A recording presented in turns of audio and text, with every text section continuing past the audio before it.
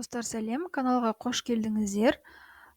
Бүгін алдыңғы сабақты жалғастырамыз, яғни to be етістігіне мысал келтіреміз. To be етістігін алдыңғы сабақта өттік, толық қарашысыңыздар болады. Жалпы to be деген ағылшын тіліне аударғанда быть, болу деген нәрсені білдіреді. Жай ғана просто be деген етістік болатын болса, ал to be дегеніміз бізде көмекші етістік болады, яғни болу.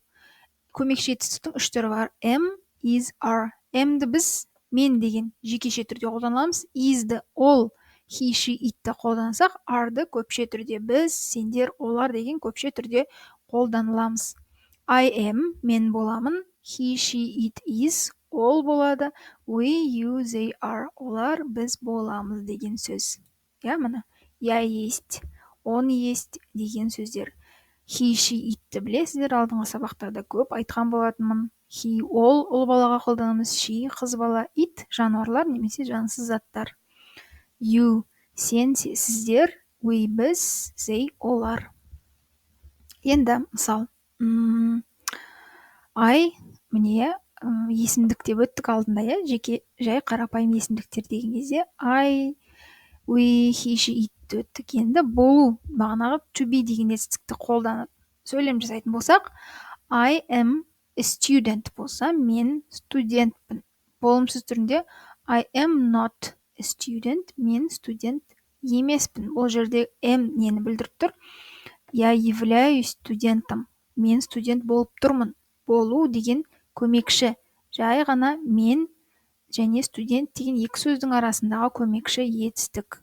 Түсінікті деп ойлаймын, We are not students. Біз студенттер емеспіз. Немесе we are students болса, біз студентпіз деп аударылады.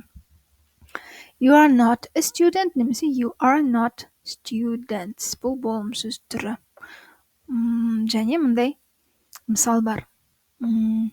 Жай жекеше түрі және көпше түрі. Бұл бірақ өткен шақта қолданылатын. Өткен шақта келесі алдағы қиын сабақтарда өтеміз. Мысалы, my sister, мына жерде was емес is. My sister is a singer дейтін болсақ, менің әпкем әнші болады. Не болмаса, my father is in New York. Менің әкем Нью-Йоркта.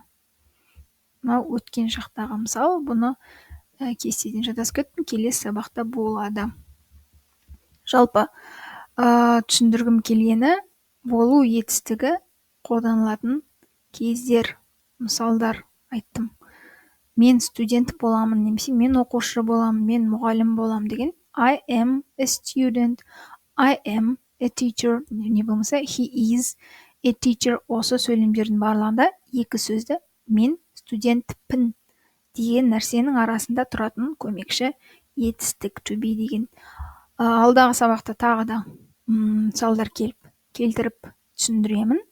Бүгінге осымен сабақ бітті. To be-дің жалпы толығымен не екенін түсіну үшін алдыңғы видеоны қарайсыздар. Келесі сабақта кездескенше, see you soon.